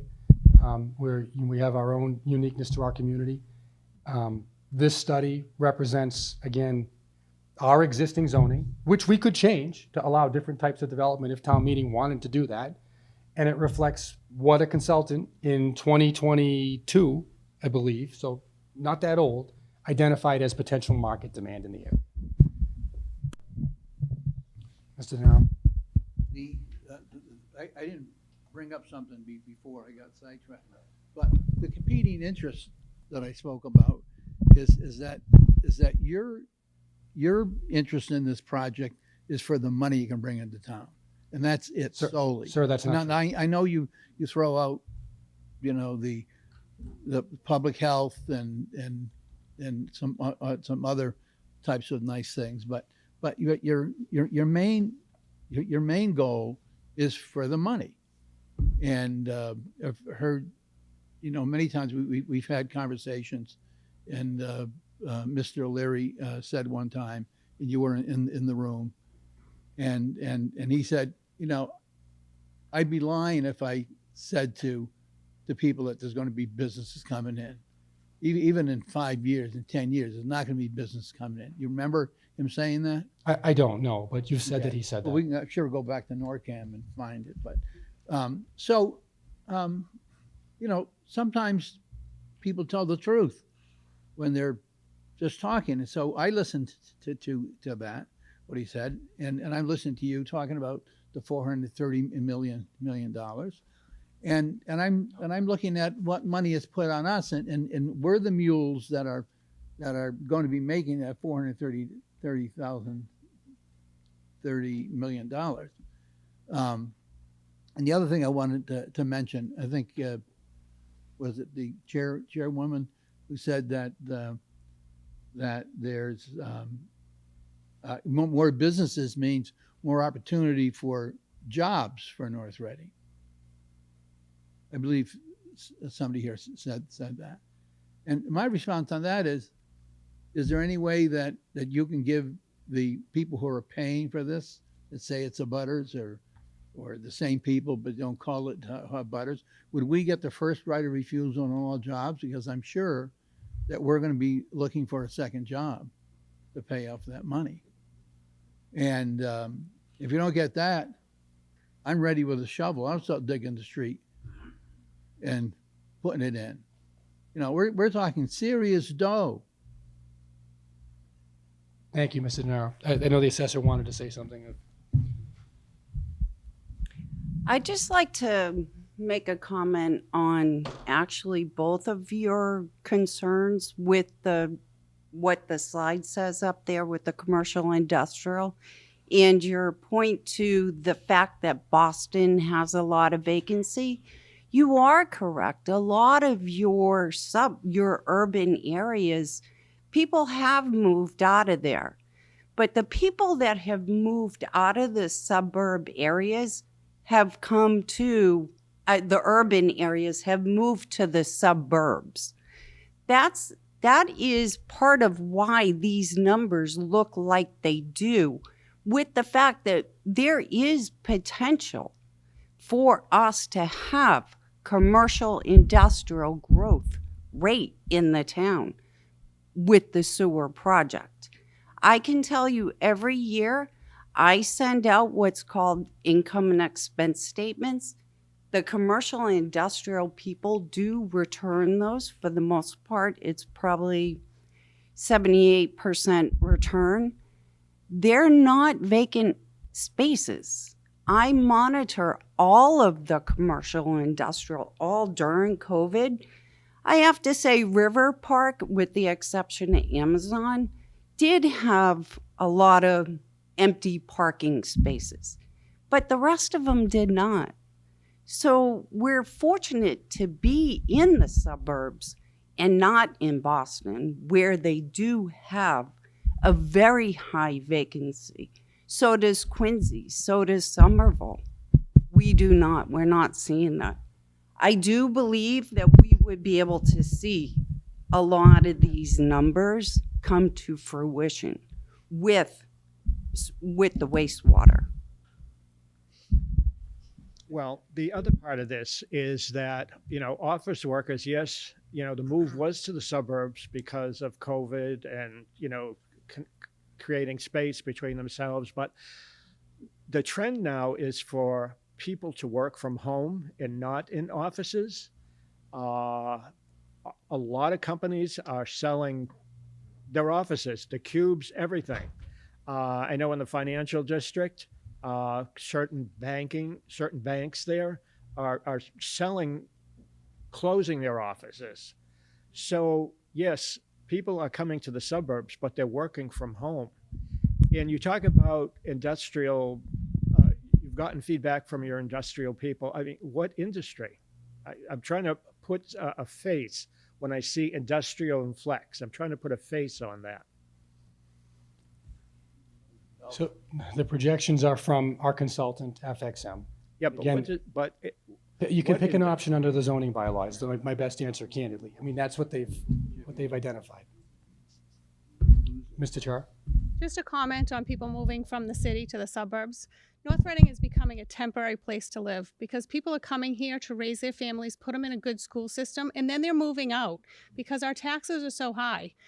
We increase the taxes for a project like this, more people are going to move back out because in our school systems may be overloaded again with more students, and our school systems aren't going to be as good if it continues to happen. It's becoming a temporary place to live. I don't think a lot of us want to see that. Appreciate the feedback. Thank you. I'm going to move forward and try to get to the conclusion of the presentation and offer any more questions. I've gone through all of the market growth projections and the revenue projections. How would we pay for it? I gave you the breakdown, talked about the grant funding. The state revolving fund program is a federal-state partnership that provides communities with low-cost financing. In this case, it would be 2% interest for a 20-year repayment, or 2.4% for a 30-year repayment, and that would again be on that $112.6 million. The balance will be funded at market rate, and there would be a short interest only bond anticipation note at current marketing interest rates. So not expecting everybody to read every single number on that projection. We just want to show you that we did work with our financial advisors and come up with a debt projection. If you were to look at financing this, you're seeing debt payments being paid to whoever the town borrowed from with authorization, being paid back over a 30-year period. It averages about $1.50 per $1,000 of valuation in assessed property over 30 years, or $150 for $100,000 in assessed property value over 30 years. So we've had the question come up, would we be allowed to incur the debt? The short answer is yes, we were able to. We are well below both the debt limit and the double debt limit that we are required to comply with under state law. There's even a question of whether this type of project would fall within those restrictions because it is related to wastewater. However, having the capacity under state law to borrow this funding cannot be confused with the town's ability to support the payment of additional debt service within the Proposition 2.5 levy limit, or the need for additional revenue, whether it's betterment revenues or a debt exclusion revenue. And I'm going to go through what that means. So for municipal finance, most of you have heard me say this already, a debt exclusion is a vote to exclude from the levy limit the cost of debt service for capital project. The exclusion remains in effect for the life of the debt only. So we took a loan to build this school. We also happen to have some help from the state. We went to town meeting, we authorized it, we went to the ballot, and we voted to basically raise our taxes more than they would otherwise be able to be raised to pay back that loan over the life of that loan. A project funded by debt exclusions paid for, again, by raising property taxes town-wide above and beyond what they would normally be in a given year or years. So talking about this project as a debt exclusion for the average single-family home at $745,319, the 30-year project borrowing period, it would be approximately $1,116 per year for that average home. The debt exclusion amount can be reduced with the use of other revenue sources to lower the amount borrowed or to contribute to payment of the annual debt service amount. So that could be taking some of those funding sources we talked about earlier and reducing how much we borrowed, or taking revenue that comes in from individuals or property owners who've connected to the sewer and paid to connect along the way. That funding can also be used to reduce that debt service number. So I want to talk a bit about betterment and privilege fees, but I don't want to spend too much time on it. Betterment's generally guaranteed revenue to offset the cost of a project. To assess a betterment, town meeting approval in the form of a bylaw or a specific vote is required. Privilege fees, they're not guaranteed, and they only occur when a property owner who was not subject to a betterment decides to connect. Privilege fees can be assessed to a property that paid a betterment but is seeking more wastewater capacity than it was bettered for. So what that means is if there was a betterment charged to property owners along the way and you had a large lot with only a single family home on it, you would be assessed a betterment for a single family home. If you developed that lot and built a second home, you would be charged a privilege fee to cover that cost associated with the development. Alternatively, if it was only a privilege fee, and I will get to that in a moment, it would be only paid when you decide you want to connect to the sewer. To assess a privilege fee to a property that has paid a betterment, if that's the direction the town goes in, we would need special legislation, which we believe we could obtain from the state in the form of a bill approved at the legislature and signed by the governor. So this is a slide many of you have seen. It's a decision slide. Based on where we're at, for the project to proceed, what do we have to decide? The first, should we borrow for this project? And as I've said many times, in any scenario, we do not have sufficient funding on hand to pay for this project. We would need to seek a bond authorization at town meeting. Town does not have the funding in hand to pay for the project at this point in time. And we don't have sufficient funding to make the debt service payments on a bond within the existing tax levy. What does that mean? What that means is if we went to town meeting and town meeting voted, yes, we want to fund this project by taking a loan on it, we don't have the ability to pay that loan back under our existing property tax structure. We have to increase our taxes beyond what the law currently allows in order to pay back that debt. The second question, should we rely solely on funding from a townwide debt exclusion? This would mean that all taxpayers would pay for the project in the form of an additional cost in their tax bill with no portion of the cost assessed as a special benefit to property owners along the project route. So that would mean if you had a property along the route and you decided you wanted to connect, you get to connect for essentially only the cost of constructing the pipe from your home to where there'll be a stub coming to your property line off of the main. If we weren't going to do that, would we assess betterments to reduce the cost to the taxpayer townwide? This would require the abutting property owners to pay a portion of the overall project cost upfront or over the term of repayment of the bond, reducing the cost to the taxpayers townwide. Think of the model we talked about in the fall. This assessment would be roughly equivalent to the increase in property value resulting in the availability of public sewer, and payments would be required regardless of whether or not the property owner chooses to connect to the system. The assessment of betterments requires town meeting approval in a bylaw or a specific vote. So it's two approvals at town meeting now, borrowing and assessing a betterment that needs to occur. If we were going to assess a betterment, we need to ask the question, what would the amount of the betterment be? We talked about it being $46,000 for the average single-family home. You will not see that as a scenario in the upcoming slides. $6,000. What's that? Sorry? $6,000. I got once. So you'll see some options, sir. The final question, should we assess privilege fees? What that means is if it would require abutting property owners to pay a portion of the overall cost only if you choose to connect to the sewer. They can connect at the time of construction or at a later point in time. The use of privilege fees also requires town meeting approval in either a bylaw or a specific vote. So, to the financing scenarios, which a number of you have seen. Reading left to right, the left-hand side, 100% debt exclusion with no betterment assessment. What does that mean? The taxpayer townwide pays for the cost of the project. The abutters along the route pay only the cost to put the pipe in the ground and connect from their home to the lateral that's in the street. That ends up being $1,116 per average single-family home. There's that number again that I mentioned. In the fall model that we talked about, that number was $660 when we were talking about assessing a betterment. You're not going to see that example on the table on the projections here at this point, nor do I expect it's going to be brought up in the future. If we don't finance it only with a debt exclusion and we allow for the use of a privilege fee, which would mean saying to the property owners, if you want to connect, you're going to have to make a one-time payment in order to connect to the system. We have scenarios that we've put there for $5,000 for a single-family home. I think you said you'd pay $6,000. $10,000 for a single-family home, or $20,000 for a single-family home. And what's different in this model is when you go down to the bottom of this, instead of assessing a flat rate on a condominium, we would assess that based on a per bedroom cost. So if we were assessing $5,000 for a single-family home, for example, a home on Park Street, and you owned a one-bedroom condo on Main Street, your assessment would be $1,667. Again, paid only at the time that you decide to connect. Similarly, if it were to be $10,000 for a single-family home, it would be $3,333 for a one-bedroom condo. Double that for a two-bedroom, triple that for a three-bedroom, and was capped at 3 times that.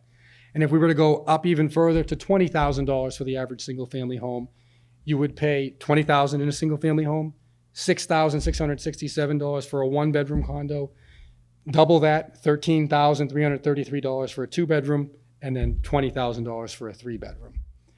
What you'll see in those three scenarios that I just described is that the debt exclusion number has not changed.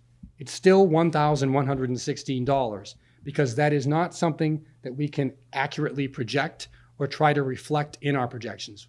We don't know whether those connections are going to occur or not, and we've not tried to assume whether they will or to what extent they will. We know that the service will be available and that the opportunity will be there and that it could reduce the amount for the debt exclusion, but we've made no assumption that it will. The final scenario, the 3 columns on the right-hand side, if you had a $5,000 betterment assessed. So again, back to the scenario from the fall, but at a much lower number. Each property would be assessed the $5,000 lien, a single-family home lien, and then for the condominiums, we again prorated it based on number of bedrooms. It'd be $1,667 for a single one-bedroom condo. Double that for a two-bedroom. What you'll see is in that line where we talk about the debt exclusion, it reduces what the debt exclusion number is. The amount to the taxpayer townwide, which we had at $1,116, has now gone down to $1,062. If we said it was going to be a $10,000 betterment, it would further reduce that debt exclusion number to $1,008. And then for a $20,000 betterment, it would even further reduce it to $901. Again, we've stopped at that number. I think the thinking with stopping at 20,000 as a scenario is that it seems to represent less than the cost of a total reconstruction of a septic system. That's roughly what we're trying to compare it to. But I just want to point out, that $46,000 number is no longer on the slide up here. And again, there's a decision to be made with regard to. So these are policy decisions that the town needs to make. And we put a scenario out there. And that scenario has now been significantly revised to give options for the community. That 1,016, that's a 30-year number. That's 30 payments. That's per year, $1,016, yes. Now, can you go back to the where the whole town's paying for it? Sure. What would if every town member played, including yourself, or everyone else on the podium there, who no one is in a butter now. So if that were the case, what would everybody pay? The average single-family homeowner at $745,000 valued in their home So would it'd pay be 30 $1,116 for 30 years. each year for 30 years. Now, what about the $760 maintenance and administration fee? The thing was going to be annual tax. I'm not sure I follow you. But besides the 46,000 betterment, there was a tax that town-wide people would be paying for the administration of the wastewater system and the administration and the maintenance for it. Oh, you're talking about for the sewer itself? Yeah. The system. Okay, so I have a slide that we'll get to that. But that's not included in. That number doesn't, it's not included in this. This is only for the Let me construction. just, so if I'm looking at this, what you're saying then is that if everyone paid, by virtue of the fact that everybody wants town sewer, they may not get it this year, may not get it for 10 years, but they think it's good for the town. Just like if a business comes in and plants theirself on the ground there, even though this gentleman and me don't think there's much business going to come to North Reading, but if they do, that benefits the whole town. So why are we just paying for it? And like I said to Mr. Parisi, going from North Reading to Lawrence, this 10.3 miles, why is only Park Street and Route 28 and these a couple other streets just paying for that? That benefits the whole town. So it only makes sense if everybody in the town says, we want a sewer system. And they don't want it because they're going to get $430 million like you want it. They want it because they just think it's a good thing and they're tired of smelling their septic tank or something.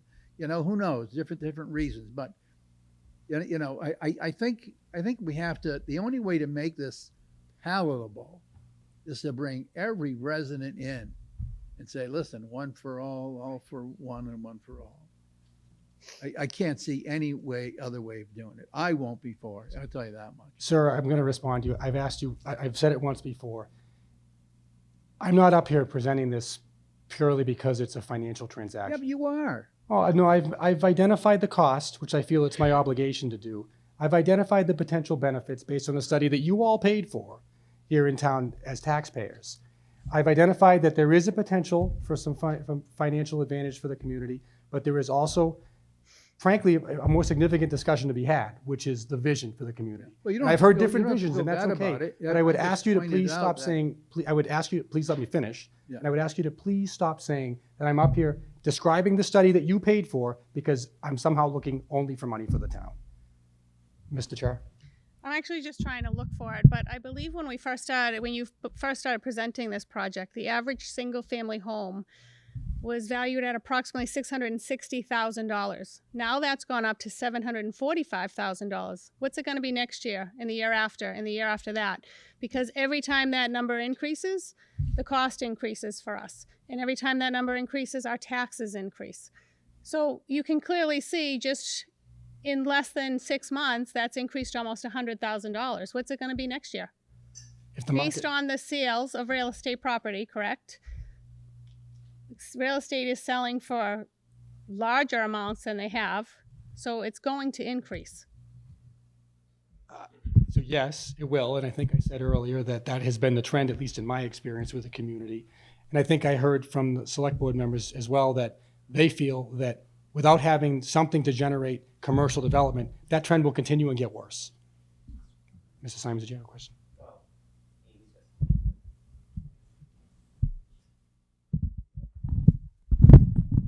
This is the assessment question, Amy, and that number can go up as much as it wants. It doesn't change how much the town needs to run.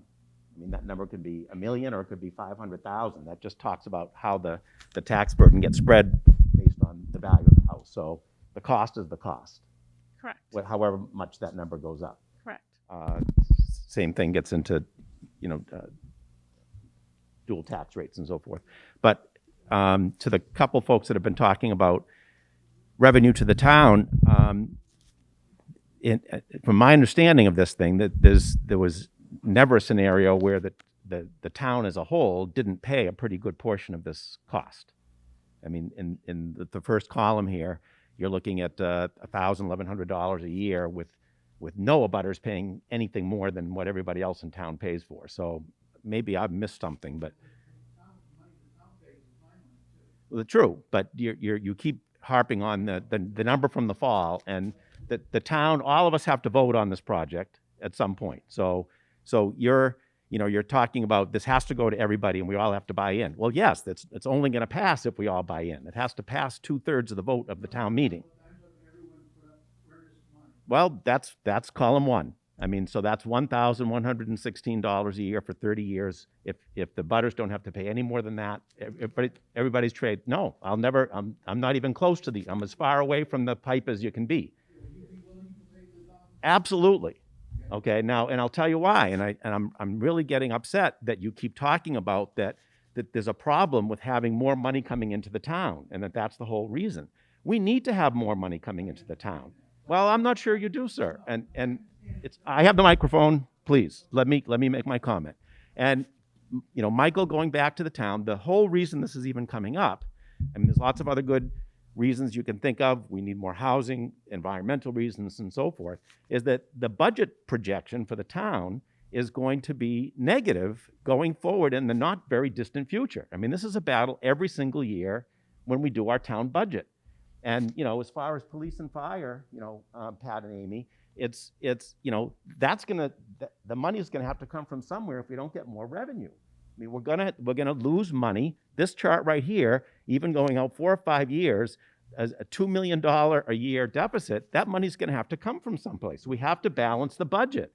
And that's gonna be fire, it's gonna be police, it's gonna be schools. You've had plenty of time. Okay, so to answer your point, I think, is that I, as one person, one taxpayer who is as far away from the pipe as you can be in North Reading, I'm very concerned about this. And I see the need that the reason this whole thing is coming up is that we need more revenue to come in to balance our budget. And this is one way to do it. So to answer your point, who's interested in raising and to, keep bringing up that the folks are doing this purely to bring money into the town as if it's something that's, I don't know where you think this money's going. It's going to our services.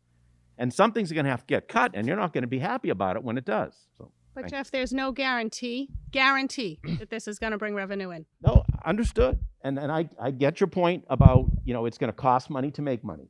Absolutely correct. I mean, there's going to be more cost to schools. There's going to be more cost to fire and police for more people and more businesses. Yes, there is. But hopefully what is going to happen here is that the increased revenue is going to more than offset that. I mean, if we do nothing, but if we do nothing, there's no gamble about that. Okay? If we do nothing, we're screwed. Okay? And taxpayers are not going to be happy about the cuts that are going to have to get made if we don't do anything. So it's not a zero-sum game here. You've got to do something, and that's what, to me, that's the whole backbone of the whole project. Is there a different project that's sitting in the drawer that could probably progress beside this? More revenue? Bring it on. Yeah. Hey, you have an idea. Bring it up. I mean, that's that. And one last point. Well, you know, Mr. and Denara, can we let Mr. Simons? yeah, and last comment I'll just make in response to a couple things I've heard is, you know, if you want examples of the kinds of business that are going to coming in, correct me if I'm wrong, I'm not quite up to speed on this, but right over the Wilmington line, the project River Park. I mean, that's on sewer. Right, and that's not in North Reading for a reason. And if you just look at the difference on the line of North Reading from Wilmington on that Concord Street corridor, and I appreciate the small businesses and everything else that you're talking about, but no one's talking about Concord Street corridor, which has nothing to do with mom and pop businesses. And that's a great place. You know, it's got 93, it's convenient, there's businesses, River Park. I don't know the numbers about how many parking spaces were empty and so forth. I'm not up to speed on that. But to me, that was a good example of a huge lost opportunity that North Reading had, that Wilmington benefited from that. And that's to me, just look on that line and you'll see the kind of businesses that would then be able to come further down Concord Street and, you know, grow taller businesses with more tax revenue, that's more money coming into the town, that helps us pay for all the things that we love about North Reading, which is a great school system and public service and all those kinds of things. So I'm getting very frustrated with hearing about only the negatives of this thing. And to me, this is the most important chart on the whole presentation. And we have this problem, and something has to be done to address it. Like I said, 46,000 made it negative. Still out there. It's an asteroid going around. Sir, you need for the night, just let it go. So tell me it's gone. He did, about 6 times.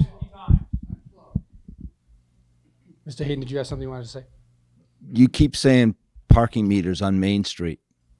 When the planning board looks at a project, our zoning dictates how many parking spaces we need to have on the property that's being developed to support parking at that location. We're not going to have parking meters on Main Street that's going to collect any money because no one will park there. I wouldn't want it anyway. I just threw it out there. Well, but you have, I just sir, you can't throw things out like that. said we're the only town that doesn't have town sewer between New Hampshire and Boston. I said, well, we're the only town that doesn't have parking meters. Okay, thank you. Did you have something further, Chris? No, it's on. So, Mr. Ross? I agree that this slide is the most important one that we've seen this night, and I appreciate whoever put this together. This is great. But I have a question. We have, on a previous slide that you showed us towards the beginning of the deck, we have something like $19.5 million that could be used for this project. Mm-hmm. With this project being our best hope to avoid this, why is there any question? Why is that not in the figures already? Why is there any question? What is that being reserved for that's more important than this? So I would say to you that it actually is primarily being reserved for this project. I think it has been primarily reserved for this project, although town meeting has not made a determination of that. When the property so the town acquired the Berry property 2015, I believe, and then I think we conveyed it in 2016, Yep. if I have it correctly. And it was a windfall. I mean, there's no doubt about it. I mean, there were a number of us in the room when the bids were open were floored at what the revenue stream was. And at the time, the select board had indicated, and there are different members now, that it should be invested in economic development infrastructure, this type of project. I think we've been cautious about making too many assumptions about the utilization of that funding. But if that's feedback we're getting along the way, we would adjust these projections and show that, because I do think that is it's certainly a legal use of the money, meaning a proper use of it, but it's also something that would defray the cost significantly for the community. Yeah, sure. We're not allowed to just throw that back out into anything either. That money is restricted. The money that was, the money that we received from the sale can only go towards certain things, such as these capital improvement projects or economic development in the town. So to piggyback that, if the question is why don't we plug those gaps with that funding, is that what it is? That's what I thought you were meaning, Mr. Austin. Yeah, well, really, like, if you could, Yeah. you have a slide there that shows, I think I went the wrong no, sorry, not the one back there. The slide that shows the 6 different options or 7 different options that we're looking at for possible. Mm-hmm. Let me pull that up. That's all starting at 127,350. Why isn't it starting $19 million less than that? Sure, it certainly could, and I think the expectation is that it will be reduced by some amount. Keep in mind that when we were talking about a potential betterment-funded project, in the first few years of the project, we didn't have a funding source to account for the betterment portion, and we were reserving that funding for that purpose. So we've been careful not to take too much in terms of liberties here, but if this is feedback that we're getting, that the community is comfortable with us taking that step, then we will. And we'll show that as an offset. We utilize, the funding I referred to that is our money. The $3 million that we used to fund the October 2021 study, that came from the sale of town-owned land. It's the town's money. It was a windfall for the community. At town meeting, that's correct. That's correct, yes. I mean, we certainly are capable and willing to show projections, but we're looking for that feedback as well, because it's not just the select board or my money, it's the community's money. But I appreciate the feedback, Mr. Austin. Thank you. Okay, I do have a few more slides I'd like to get through just to provide some more information. So I left off at the financing scenarios. I'm going to go to septic system repair and replacement costs. Again, some of you have seen this. We studied, with two local contractors, the town's own contracted design engineer and a local design engineer who was not under contract with the town, and come up with estimates. I'm not going to go through all the details, but basically a range of $25,000 to $50,000 to replace a septic system for a typical family home. It can vary wildly depending upon the nature of the property, depending upon the location of the existing infrastructure, depending upon wetlands, et cetera. But that's roughly the range that we're talking about here, and we felt that it's important to share that. Many of us have gone through this issue with our own property and had to deal with these costs, so we know it. But the costs have continued to escalate over time, and this is the range that came back from multiple sources. Just talking a little bit about septic systems along the route. We had a meeting with multiple boards and committees last week, and the Board of Health was present.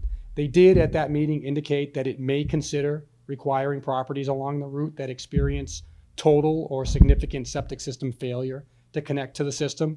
They've not made a decision, they've not passed a regulation, they've not taken a position, but they did indicate through the chairman at that meeting that that was something that they were considering. The Board of Health also indicated that it may consider requiring properties along the route that seek to expand or construct additions to connect to the system. Again, did not take a position on that, but I know we've been asked that along the way, and I just want folks to know we did consult with the Board of Health. They have indicated that they would be unlikely to require properties along the route that require repairs to connect to the system. There's a sliding scale on that. If it's a very costly repair, very involved repair, they may require it. But a scenario where the repair is pretty minor, it seems that they are not inclined to require a connection to occur at that point in time. And finally, as a note, and some of you have brought this up, there are systems along the way that we do not permit through the Board of Health. They're permitted through the State Department of Environmental Protection. That is a separate regulatory process for those facilities, including the facility at Martins Pond and others along on Main Street. Some additional information that we've put forth here with regard to the cost of having sewer, if you have it at your home and you're utilizing it as a utility. We surveyed the surrounding community, and based upon an average of 748 gallons of wastewater. The rates, you can see a series of them that are here. They range from a low of $3.58 for Lawrence to a high of $9.24 for North Andover. That's per 100 cubic feet of wastewater. When you kind of convert all that into some more meaningful number for us all to understand, if you took the average of the communities in the GLSD district, you would end up with about $147 quarterly bill. So if you were to apply that, and again, that's not to say that that's what North Reading's number will be. There's a lot of factors that go into that. But if you were to take that average, imagine a cost like that, $147 on your quarterly bill, at the same time you're paying your water and tax bill. Operating a sewer system, again, as I noted, the cost to operate the system varies from community to community. The factors include the maintenance cost, the proximity to the plant. We know our proximity is not close, it's a long run. And the age of the system, which would be new if constructed here in North Reading and if we were to go with a gravity main, a gravity line. The long-term goal is to have fees from the users, meaning those who are connected and putting wastewater flow into the capacity of the system, covering the costs of operating the system. However, in the earlier years, when connections have not all been made, the construction of the system is likely to require a subsidy from the general fund that would be required to ease the burden on those users or ratepayers along the way. So that cost gets absorbed by the ratepayers as more and more connections have, but it's likely that there would be a subsidy. It's nearly impossible to project that number because just like with the privilege fees, we don't know the rate of connection that's going to occur at, but it's something that we want to flag and make sure everyone recognizes. Just take a quick question. Yes.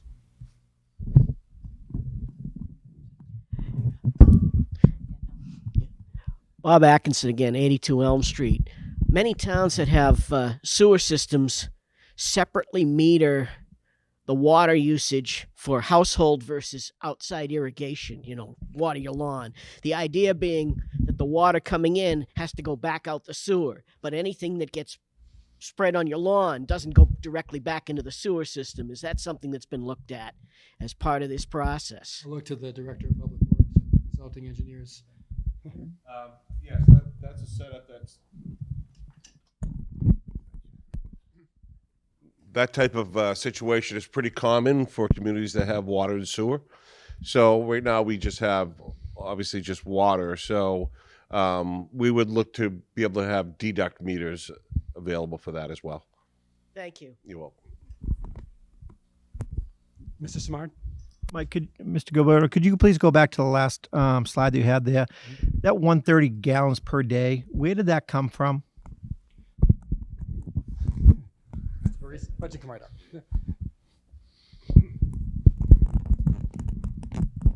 So the 130 came from a small population of single-family homes along the sewer route. So looking at their actual water use over a period of 3.5 years and I think a range of 5.5 years, averaging that use out came to 130 gallons per day. Oh, okay. I just have a big question on that because I do 50 to 70 inspections a year. So I know everybody's gallons per day. State of Massachusetts says the average bedroom per household is 110 gallons per bedroom. That's a Title V calculation. That's a Title V calc, but I'm required to present with my report the gallons per day for a 2-bedroom, 3-bedroom, 4-bedroom. Never, ever, ever have I seen anything at 130 for, say, a 2-bedroom house. It just doesn't work out that way when we do the water calculations. So I just have a large question on. Are you reading meters or you're doing a Title V?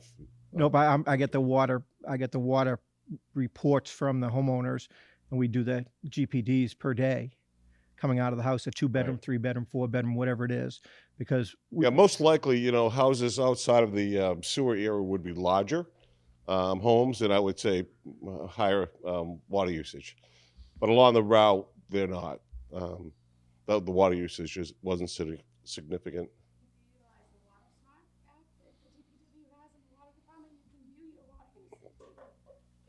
So everybody in here can see how much water a gallon per day you use if you use WaterSmart. And again, it was a small population. There's not a lot of single-family homes along the route. So, okay, thank you. Just continuing through, and I'm almost at the end here, and I appreciate your patience with these slides, but it's a big project with a lot of different components of it that can be looked at from a lot of different angles, and we want to try to provide as much information as possible in response to the questions we've been getting for the past number of months. The final thing is the sewer operating costs. So the cost to the town to operate a sewer utility in addition to what it currently already provides. And so we had a model that was done up with our consulting engineers projecting that there would be salaries to the tune of about $450,000. Benefits associated with them, including health insurance and other benefits at an amount of $300,000. Electricity in the amount of $66,000, mostly for pump stations. Chemicals in the amount of $300,000 and other expenses based on what we found in other communities of about $50,000. There are 2 lines in there that are unanswered that you see in there. One is the sewer charges from the municipality. That's something that would need to be negotiated depending upon the route that we follow out of town, as well as charges from GLST, which is ultimately requires negotiation with GLST as well. Trying to be very upfront with the community. There is a cost associated with that. We're not going to be able to project that at this moment in time. We could take any number of averages from agreements and put them in there, but we've chosen not to. Again, just trying to respond to those questions and show you that there are costs that are associated with it. These would normally be paid by the ratepayers, and as I said on the previous slide, we believe there will be a point in time in the early part of the project where the ratepayers themselves will not be able to support the cost of the project. It will require a subsidy from the general fund. So I made it through my presentation. I put this slide up there just for information for folks here. This looks like it's an old slide. Nope, that's the correct slide. So we're at public outreach meeting number 1 in person. At a meeting in March, whether it's this coming Monday or a future meeting, the select board will likely consider these options and may seek to acquiesce around and recommend one. They're here tonight because they do want to hear your feedback as to what the right model is. And so you saw we provided some scenarios, but have not made any definitive assumptions. We have additional public information sessions coming up. We have a virtual information session on April 5th. We have an in-person session on April 12th here in this room. If the select board does call for a special town meeting, we're projecting it could be on Monday, May 15th. After the last go around in the fall, I had folks who didn't understand what happened with the town meeting. And the reality is it never got actually called by the select board. So it never needed to get canceled. It never actually was scheduled to occur. All we had was a date that we projected it could occur on. This is very similar. We think this is when it could be considered by the town. Select board is not determined that that's definitively even going to happen at this point in time. But as I mentioned, no more than 90 days later than that, in order to fund the debt exclusion portion, a townwide election would need to also be conducted at the ballot. Mr. Ross? That projected date is just a couple of weeks before the regular town meeting. Why would we call a special town meeting just a couple of weeks before the regular town meeting? There's a time that, well, I'll let them explain. They know better than I do. So there's a couple things. First, I believe that there's been at least one, maybe 2 discussions the select board has generally had that they felt that this was such a significant project, required such significant dialogue, that having it on a warrant with other items, including the routine items of the town, might be a challenge to do for, certainly in a short period of time. So I think the feeling was that it ought to be a special town meeting and stand alone. There's also a timing consideration with regard to construction. I believe we have a deadline of June 30th that we're working with, that we were looking to have a determination made to qualify for the SRF schedule. Do I have that timeline correct? Right, so we would need to get into the schedule for that the state revolving fund. We do, for this upcoming year, we need to make a determination by June 30th. That doesn't mean it could not be done at the annual town meeting. It just, at the time, the preference was to try to schedule it as a standalone discussion. Thank you. Okay, folks, I thank you all for your time and for your engagement in the conversation. I ask you to continue to follow and watch the select board meetings where there will probably be some extent of discussion in the coming weeks. And we look forward to hearing from you at the next outreach session. Thanks very much. Thank you.